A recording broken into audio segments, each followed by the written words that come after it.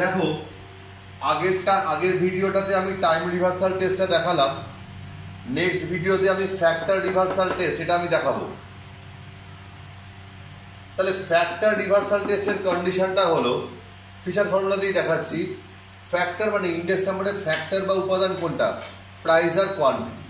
তাহলে আগেরটায় time reversal টেস্টে যেমন জিরোর জায়গায় এন মানে টাইমটাকে রিভার্স করেছিলাম, মানে জিরোর জায়গায় এন আর এনের জায়গায় জিরো। এবার এখানে ফ্যাক্টরটাকে রিভার্স করবো, অর্থাৎ ইন্ডেক্স নাম্বারের ফ্যাক্টর হলো প্রাইস আর কোয়ান্টিটি। প্রাইসকে ডিনোট করি পি দ্বারা আর কোয়ান্টিটিকে ডিনোট করি কিউ দ্বারা। এখানে কি হবে, পি আর কিউ এর মধ্যে চেঞ্জ হবে।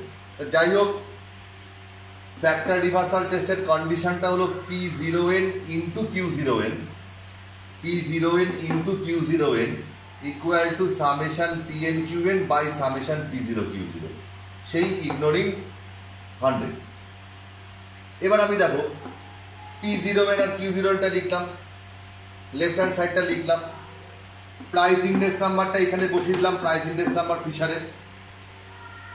কিউ জিরো এনটা কি হবে, সেম ফর্মুলা, দেখো জাস্ট পি এর জায়গায় কিউ বসিয়েছি। কিউ জিরো এনটা হলো কোয়ান্টিটি ইন্ডেক্স নাম্বার।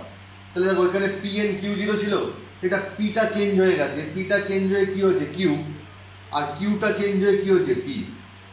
অর্থাৎ পি এর জায়গায় কিউ, কিউ এর জায়গায় পি। এই সাফিক্সগুলো অর্থাৎ টাইমগুলো যা ছিল টাইমগুলোর কিন্তু কোনো চেঞ্জ হবে না। তেমনি প্রতিটাই আমি পি এর জায়গায় কিউ আর কিউ এর জায়গায় পি বসিয়ে দিলাম।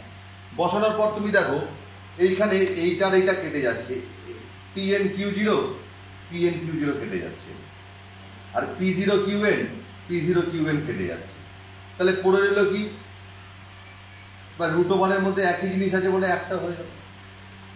অর্থাৎ লেফট হ্যান্ড সাইড যেটা আছে সেটাই আলটিমেটলি পেয়ে গেলাম। ওই জন্য সো স্যাটিসফাই এফআরটি।